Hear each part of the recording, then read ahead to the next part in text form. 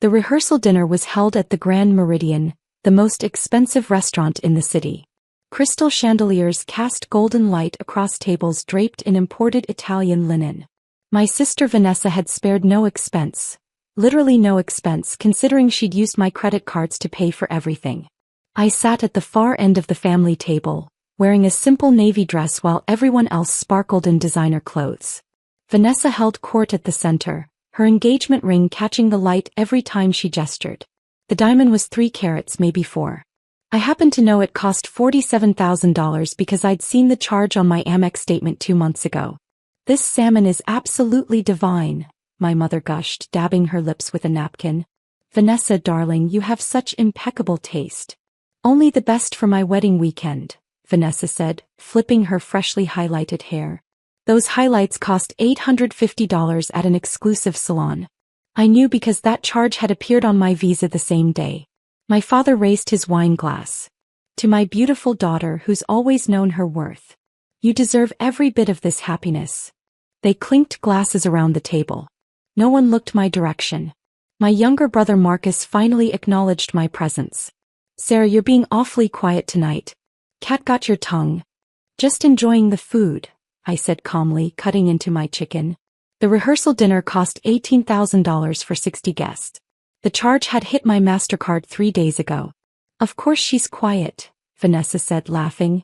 "What could she possibly contribute to a conversation about luxury weddings? She works some boring government job and lives in that sad little apartment." My mother nodded sympathetically. "Sarah, honey, we keep telling you, you need to put yourself out there more. Look at your sister. She's marrying an investment banker. Meanwhile, you're 32 and still single." "My career keeps me busy," I said. "Career?" Vanessa snorted. "You're a bank examiner or something equally dull." "How thrilling." She turned to her fiancé Brett, who sat beside her looking smug in a custom suit. "Brett makes more in bonuses than Sarah probably makes all year." Brett smirked. "Banking is where the real money is. Retail banking examination must be quaint." "Something like that," I said, taking a sip of water. The truth was, I worked for the Federal Reserve as a senior banking investigator, specializing in financial crimes and fraud. But I'd learned long ago that my family wasn't interested in the truth about my life. They'd decided I was the boring, unsuccessful sister, and nothing I said would change their minds. My Aunt Linda leaned across the table. "Sarah, dear, you really should let Vanessa help you with your wardrobe. That dress looks like something from a discount store." "It's comfortable," I said. "Comfortable," Vanessa repeated mockingly. "That's Sarah's entire life philosophy. Comfortable apartment, comfortable job, comfortable clothes. Meanwhile, some of us actually have ambition." The table laughed. I noticed my cousin Rachel recording on her phone, probably for Instagram. She'd been documenting every moment of Vanessa's wedding journey for her 50,000 followers. "Speaking of ambition," my father said, "Brett, tell us more about this deal you're closing." Brett launched into a detailed story about a merger he was facilitating. I listened carefully, noting several details that sounded questionable from a regulatory standpoint, but I remained silent. Around me, my family hung on his every word, impressed by his financial acumen.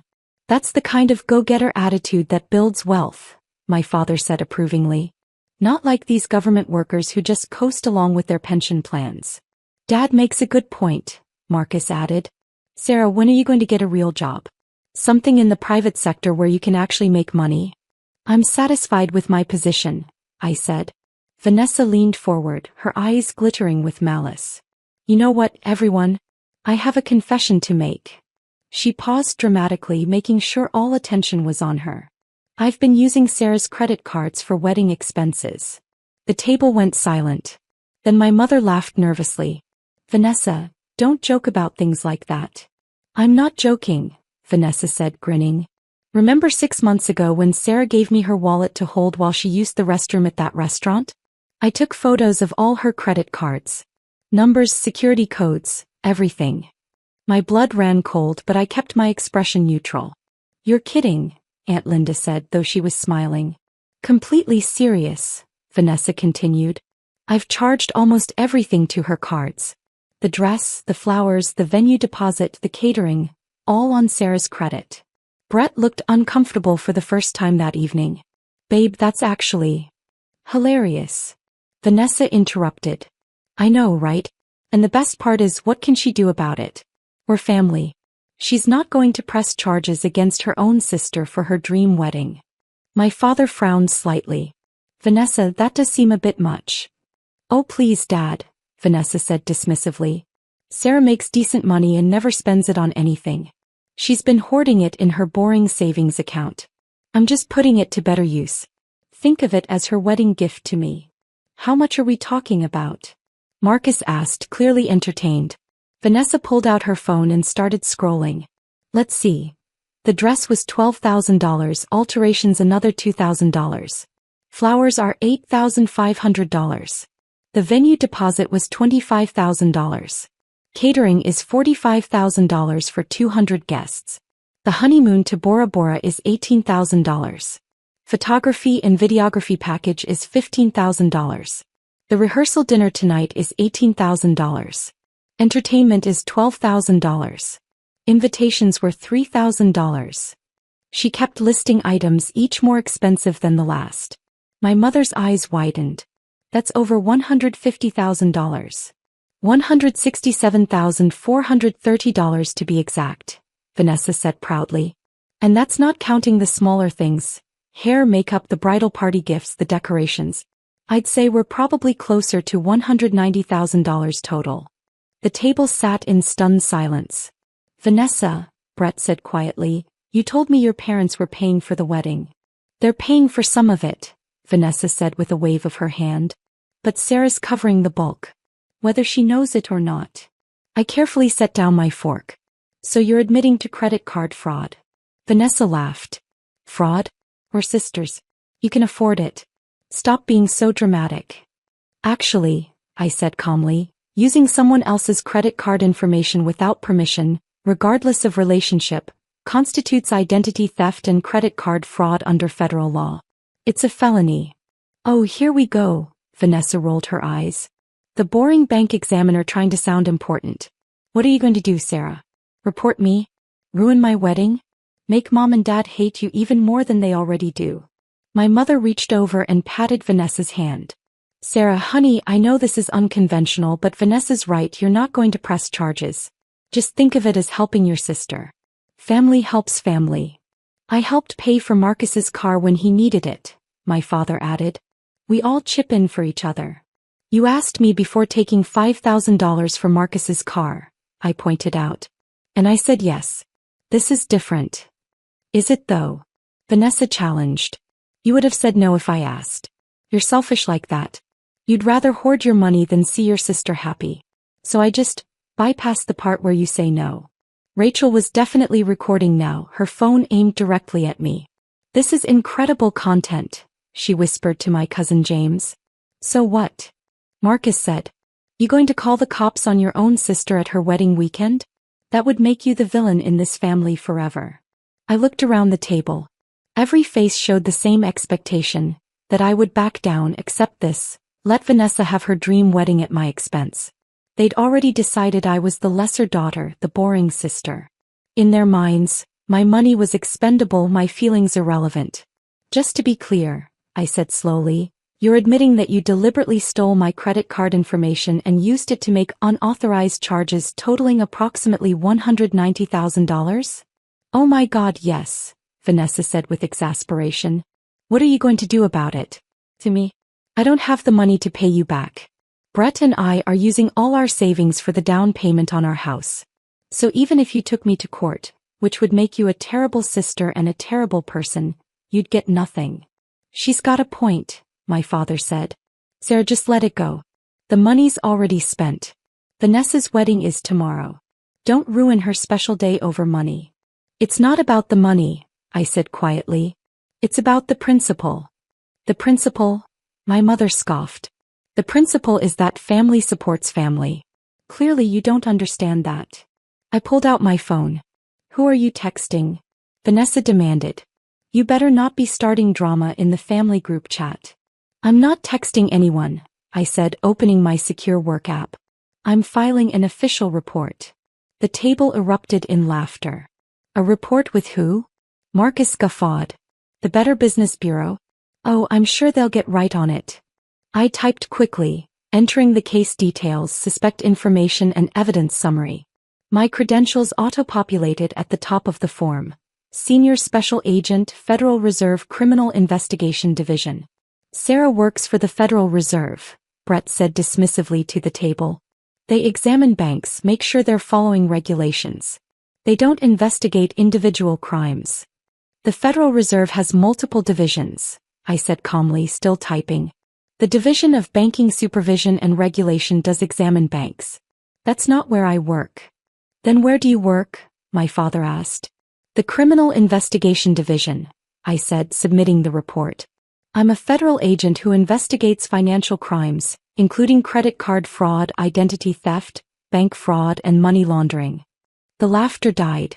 You're not a federal agent, Vanessa said, but her voice had lost its confidence. You're a bank examiner. I'm a senior special agent, I corrected. I've been with the Criminal Investigation Division for 8 years. Before that, I spent 2 years with the FBI's Financial Crimes Unit. I looked up from my phone. I specialize in identity theft cases. My mother's face had gone pale. Sarah, you're exaggerating. You would have told us if you were an FBI agent. I left the FBI 6 years ago, I said. And I did tell you. At Thanksgiving in 2019, I mentioned my promotion to the Federal Reserve Criminal Investigation Division. You told me to stop being boring and change the subject to Vanessa's new boyfriend. The table was completely silent now. Brett cleared his throat. Okay, but surely you're not going to actually prosecute your own sister. You're just trying to scare her. I've already filed the report, I said, showing them my phone screen. The official Federal Reserve seal was visible at the top, along with my badge number and the case number that had been automatically generated. As a federal agent, I'm legally obligated to report crimes I become aware of, even if they involve family members. Sarah, my father said slowly, let's think about this rationally. I am thinking rationally, I interrupted. Vanessa admitted to deliberately stealing credit card information and making unauthorized charges totaling approximately $190,000. She did this on camera. I nodded toward Rachel, who had lowered her phone, looking panicked. In front of multiple witnesses at a public venue. This isn't a he said she said situation. This is a documented confession to multiple federal felonies. Federal. Vanessa whispered. Credit card fraud crosses state lines, I explained. The credit card companies are based in different states, vendors are in multiple states, and the honeymoon involves international travel. That makes it federal jurisdiction. The FBI will likely be involved, along with the Secret Service Financial Crimes Division. The Secret Service investigates financial crimes? Marcus asked stupidly. That's their primary function, I said. Most people don't know that. Vanessa's hands were shaking. You can't do this. It's my wedding tomorrow. You should have thought of that before committing multiple felonies, I said simply. My mother found her voice. Sarah Elizabeth Morrison, you stop this right now. I am your mother and I'm telling you to drop this ridiculous report or whatever you filed. I met her eyes. With all due respect, Mom, you have no authority over federal law enforcement investigations. I have authority over you, she snapped. I'm 32 years old and a federal agent, I replied. You really don't. My phone buzzed. I glanced down at the message from my supervisor, Assistant Director James Chin. Report received. Team is 15 minutes out. Do you need immediate backup? I texted back. Situation stable. Suspects not fleeing. See you soon. Who are you texting? Brett demanded. My supervisor, I said. He's coordinating the response team. Response team. Vanessa's voice cracked. What response team? The FBI and Secret Service don't take kindly to financial crimes of this magnitude, I explained. When someone confesses to stealing nearly $200,000, they tend to respond quickly. Especially when the victim is a federal agent. It suggests the perpetrator either didn't know or didn't care about the law, both of which are concerning. The restaurant had gone quiet around us. Other diners were watching our table with interest. Brett stood up abruptly. We're leaving. I wouldn't recommend that, I said calmly. Fleeing would add additional charges and make you look guilty of conspiracy. Conspiracy. Brett sat back down heavily. I didn't know anything about this. You didn't question where the money for a $200,000 wedding came from? I asked. Vanessa told you tonight she charged it to my credit cards. You said nothing. I just found out. Brett protested. And yet you didn't immediately insist she call the credit card companies to reverse the charges, I pointed out. That could be seen as complicity after the fact. Brett turned to Vanessa, his face red. I told you we should have had a smaller wedding.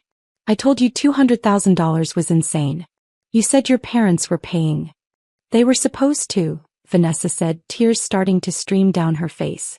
But then Dad's investments didn't do as well and Mom said they could only give $30,000 and I'd already put down deposits and I couldn't have a cheap wedding, everyone would judge me. So you committed fraud? Brett shouted, drawing looks from the entire restaurant. Do you have any idea what this could do to my career? I work in banking. I can't be married to a convicted felon. Maybe you should have thought of that before you benefited from the proceeds of fraud, I suggested. My father stood up. Everyone calm down. Sarah, sweetheart, please. Let's talk about this privately. I'm sure we can work something out. There's nothing to work out, I said. The report has been filed. The investigation is underway. Federal agents are en route. How long do we have? My mother asked frantically. I checked my phone. About 10 minutes now. The table erupted into chaos. Marcus started Googling credit card fraud penalties on his phone. Aunt Linda was calling her lawyer husband. Rachel had completely forgotten about Instagram and was deleting the videos she'd recorded. My parents were having a frantic whispered conversation with Vanessa, who was sobbing into her napkin. Brett had moved 3 seats away from Vanessa and was on his phone with someone saying, I had no knowledge of any illegal activity, over and over. A well-dressed man approached our table. Excuse me, I'm the manager. We've received complaints about the noise level. I'm going to have to ask you to. Federal agent, I said, showing him my badge. There's about to be a law enforcement operation here. You might want to clear the surrounding tables. His eyes widened. Should I call the police? Federal agents are already en route, I assured him. But you should probably make sure your security footage from tonight is preserved. It's evidence in a federal case. He backed away quickly, speaking urgently into his radio. My mother grabbed my hand. Sarah, please. She's your sister. Your only sister. You can't send her to prison. She sent herself to prison, I said, not unkindly. I told her it was fraud. She laughed at me. She asked what I could do about it. You can stop this, my father pleaded. You filed the report, you can unfile it. That's not how it works, I explained. Once a federal crime is reported, especially one this significant, the investigation proceeds regardless of the victim's wishes. Even if I wanted to drop it, which I don't, I couldn't. Vanessa looked up, mascara running down her face. I'm sorry, okay? I'm sorry. I'll pay you back. With what money? I asked. You just told everyone you spent all your savings on a house down payment. We'll sell the house, Brett said immediately. We'll return everything for the wedding we can still return. We'll make payments. That's between you and the court, I said. Restitution is typically part of sentencing. Sentencing? Vanessa whispered. Credit card fraud involving amounts over $100,000 typically carries a sentence of 5 to 10 years in federal prison, I said. Identity theft adds another 2 to 5 years. Depending on how the prosecutor structures the charges, you could be looking at a significant sentence. But I'm getting married tomorrow, Vanessa sobbed. You might want to postpone, I suggested. The restaurant's front doors opened.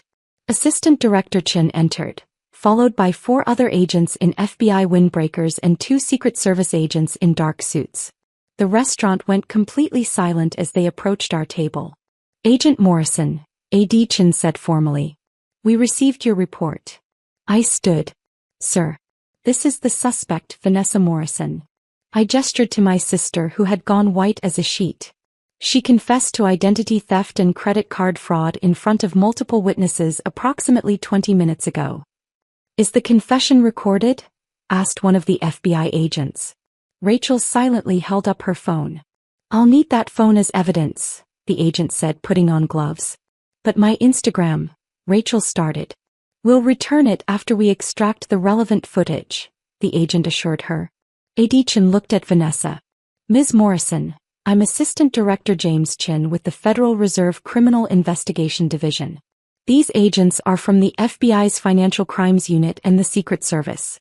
We need to ask you some questions. I want a lawyer, Vanessa said, her voice shaking.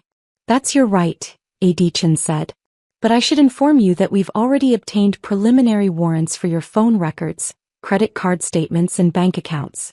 We'll be executing those tonight. One of the Secret Service agents stepped forward. We'll also need to speak with Brett Morrison. Sir, were you aware of the fraudulent charges? Brett's expensive lawyer veneer cracked. I want a lawyer too. Interesting, the agent said, making a note. My mother stood up, trying to maintain her dignity. This is ridiculous. You're treating my daughter like a criminal over a family misunderstanding. Ma'am, Adichin said patiently, your daughter admitted to stealing credit card information and making approximately $190,000 in unauthorized charges. That's not a misunderstanding. That's multiple felonies. But she's family, my mother insisted. Sarah's family. She shouldn't have reported this. Agent Morrison had a legal obligation to report, Adichin said. But even without that obligation, no one should be expected to absorb a $190,000 loss, family or not. My father tried a different approach. What if we pay it all back right now? Surely that resolves the issue. Restitution doesn't erase the crime, one of the FBI agents explained. If someone robs a bank and then gives the money back, they still robbed the bank. This isn't a bank robbery, my father protested. You're right, the agent said. Bank robbery typically involves less money and shorter sentences than large-scale credit card fraud. The blood drained from my father's face. Over the next hour, the restaurant was transformed into a crime scene. The FBI agents interviewed witnesses, collected Rachel's phone and several other people's phones that had captured video. The Secret Service agents worked with the restaurant to secure their security footage. Adichin coordinated everything while also ensuring the restaurant's other patrons could leave without disruption. Vanessa and Brett were separated and questioned individually. I could see Vanessa crying in the restaurant's private dining room while an FBI agent took her statement. Brett sat at the bar looking shell-shocked, answering another agent's questions in a monotone. My parents tried multiple times to convince me to fix this, but I remained firm. Marcus had disappeared shortly after the agents arrived, probably realizing his mocking comments about my boring government job had aged poorly. Aunt Linda and the other relatives who'd laughed at me earlier now couldn't meet my eyes. Around 10 p.m. Adichin approached me. We have enough to proceed. We'll be arresting Ms. Morrison tonight. Tonight? My mother gasped, having overheard. But the wedding is tomorrow. The wedding is the least of her concerns, Adichin said. Given the amount involved and the fact that she used the funds for luxury expenses rather than necessities, the judge will likely set a significant bail. How significant? My father asked weakly. For a $190,000 fraud case? Probably $500,000 to $1 million, Adichin estimated. Will you be able to post that? My parents looked at each other in horror. They just told everyone they could only contribute $30,000 to the wedding because of poor investments. Bail bondsmen would require 10% cash, one of the FBI agents added helpfully. So $50,000 to $100,000, plus collateral for the rest. My father sat down heavily. We don't have that. Then your daughter will remain in federal custody until trial, Adichin said simply. Trial? My mother whispered. When would that be? Federal cases typically take 6 months to a year, the FBI agent said. Depending on the docket. She'll be in jail for a year? My mother looked like she might faint. If she can't make bail, yes, the agent confirmed. Brett suddenly appeared at my elbow. This is your fault, he hissed. You could have stopped this.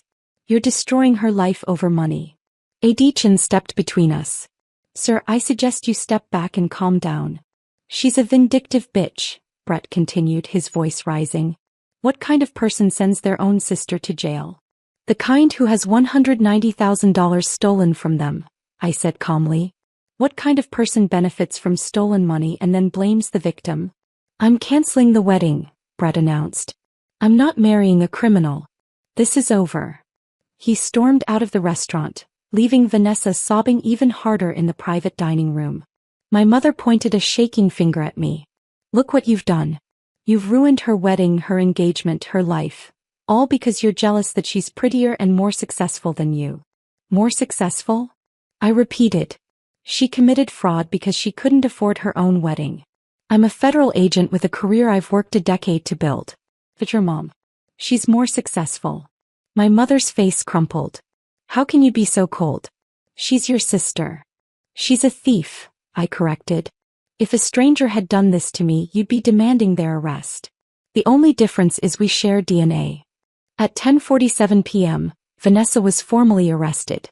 The FBI agent read her Miranda rights while she sobbed.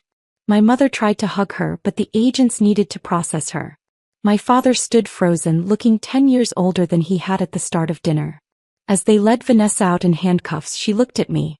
I hate you, she said, her voice hoarse from crying. I will hate you for the rest of my life. Okay, I said simply. The restaurant finally emptied around midnight. The manager approached me apologetically. Agent Morrison, there's the matter of the bill. The rehearsal dinner bill? I asked. Yes. It's $18,000. I pulled out the same credit card Vanessa had used to charge it. Add 20% gratuity. The servers dealt with a lot tonight. He looked relieved. Thank you. And for what it's worth, I think you did the right thing. Thanks, I said. Adichin drove me home. That was a hell of a way to spend a Friday night, he said as we pulled up to my building. Sorry you had to deploy the whole team, I said. Don't be sorry, he said firmly. Morrison, you're one of our best agents precisely because you don't make exceptions. The law applies equally to everyone. That's the whole point. My family doesn't see it that way, I said quietly. Your family stole $190,000 from you and expected you to smile about it, he said. Their opinion on your choices isn't really relevant. I nodded slowly. He was right, but it still hurt. Take the weekend, Adichin said. You're officially off duty. If you need anything, call me. I thanked him and went up to my apartment. The same apartment my family had mocked earlier that evening. My sad little apartment with its view of the city, hardwood floors, and dedicated home office. I'd bought it outright 3 years ago with my savings, the same savings Vanessa thought I'd been hoarding. My phone buzzed constantly with messages from relatives.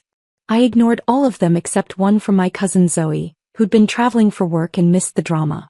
Zoe, Rachel just called me. What the hell happened? I gave her the abbreviated version. Zoe, so Vanessa stole $200,000 from you, bragged about it, and you had her arrested? Me, essentially, yes.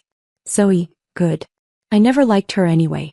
She threw wine on my dress at your dad's birthday party and blamed it on me. Me, I remember that. Zoe, your parents are going to lose their minds. Me, already have. Zoe, need me to fly back for moral support? Me, I'm okay. But thanks. Saturday morning, I woke to 47 missed calls and 130 text messages. Most were from family members alternating between begging me to drop the charges, impossible, and calling me heartless, possible. But there were also messages from people I hadn't heard from in years. Childhood friends, old colleagues, distant relatives. Apparently the story had spread fast. High school friend, heard what happened. Always knew Vanessa was toxic. Good for you for standing up for yourself. Former FBI colleague. Chin told me what went down. Well handled. Want to get coffee next week? Dad's brother, who my parents hated, your dad called me for bail money. Told him hell no. Proud of you, kid. The story hit local news by Saturday afternoon. Federal agent's sister arrested for $200,000 credit card fraud. The details were vague due to the ongoing investigation, but the basics were there. By Sunday it had gone viral. Apparently, Rachel's Instagram followers had screenshots of her deleted videos, and someone had leaked them. The internet's reaction was swift and brutal. Imagine being dumb enough to confess to federal crimes on camera. She asked, "What are you going to do about it?" to a federal agent's skull. The schadenfreude is strong with this one.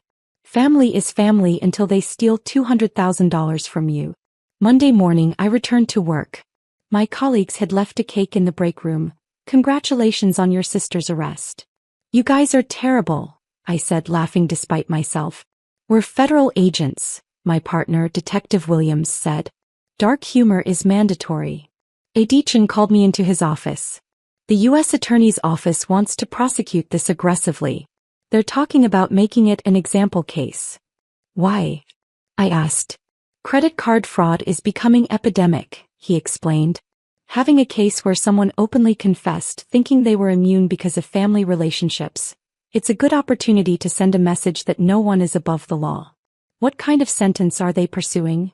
8 to 12 years probably, he said. The amount involved, the premeditation, the lack of remorse. It all points to a significant sentence. I absorbed that. My sister could spend a decade in federal prison. You okay with that? Adichin asked gently. She made her choices, I said. I didn't force her to steal from me. I didn't force her to brag about it. I didn't force her to think she was untouchable. He nodded. For what it's worth, I think you're handling this with remarkable professionalism. The arraignment was Tuesday. Vanessa appeared via video from the Federal Detention Center, wearing an orange jumpsuit. She looked small and frightened, nothing like the confident woman who'd mocked me at the rehearsal dinner. The federal prosecutor laid out the charges. 15 counts of credit card fraud, 3 counts of identity theft, 1 count of wire fraud. Each count carried potential years in prison. Vanessa's court-appointed attorney argued for reduced bail, citing her lack of criminal history. The prosecutor countered that the premeditated nature of the crime and the amount involved made her a flight risk. The judge set bail at $750,000. My parents, sitting in the courtroom gallery, looked devastated. Outside the courthouse, reporters swarmed me. Agent Morrison, how do you feel about your sister's arrest? No comment, I said, walking to my car. Do you regret reporting her? No comment. What would you say to people who think you should have handled this privately? I paused. I'd say that crime is crime regardless of who commits it. We don't have a separate justice system for people with family connections. That quote became the headline. Federal agent. We don't have a separate justice system for family. My mother left a voicemail that night, her voice thick with tears. I hope you're proud of yourself. Your sister is sitting in a cell because of you. Sarah. She's never even had a parking ticket before. And you put her in jail like she's some kind of monster. We raised you better than this. We raised you to value family. I don't know who you've become, but you're not my daughter anymore. I saved the voicemail. Not to listen to again, but as evidence of the emotional manipulation that had characterized my entire life in this family. 3 weeks later, Vanessa took a plea deal. 8 years in federal prison, 5 years supervised release, full restitution of $193,472.18, the final accounting of all fraudulent charges, and permanent criminal record. Brett had already filed for an annulment of their engagement. The wedding venue had kept all deposits as per their contract. Money Vanessa had charged to my cards and would now have to pay back as part of restitution. My parents took out a second mortgage to pay me back immediately, hoping it would somehow reduce Vanessa's sentence. It didn't. The judge made clear that restitution was about making the victim whole, not about reducing consequences for the perpetrator. At Vanessa's sentencing hearing, my mother testified as a character witness, sobbing through her testimony about what a good daughter Vanessa had been. My father described her as generous and kind, someone who'd made one mistake. The judge listened patiently, then said, "This wasn't one mistake. This was a calculated series of crimes committed over 6 months, involving meticulous planning and repeated deliberate acts of theft. The defendant showed no remorse until facing consequences. 8 years." Vanessa sobbed as they led her away. My mother collapsed in the gallery. My father glared at me with pure hatred. I walked out of the courthouse and went back to work. 6 months later, I got promoted to supervisory special agent.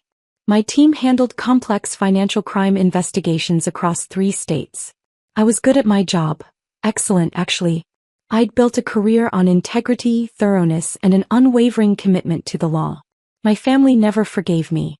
I was excluded from all family events, removed from the family group chat, and written out of my parents' will. Cousins I'd grown up with blocked me on social media. Aunts and uncles I'd known my whole life pretended not to see me at the grocery store. But I'd also gained something, self-respect.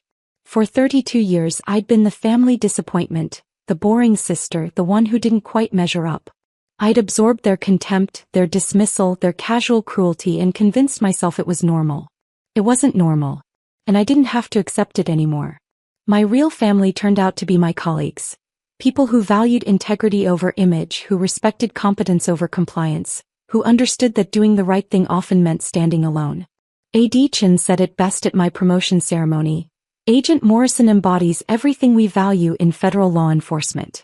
When faced with a choice between family loyalty and legal duty, she chose duty without hesitation. That's not coldness. That's courage. Vanessa is currently serving her sentence at FCI Danbury. She'll be eligible for early release in 6 years if she maintains good behavior. I hope she uses that time to reflect on her choices and become a better person. But honestly, that's not my problem anymore. I did my job. I enforced the law. And I refused to let family ties become immunity from consequences. Sometimes doing the right thing costs you everything. But sometimes everything you lose wasn't worth keeping.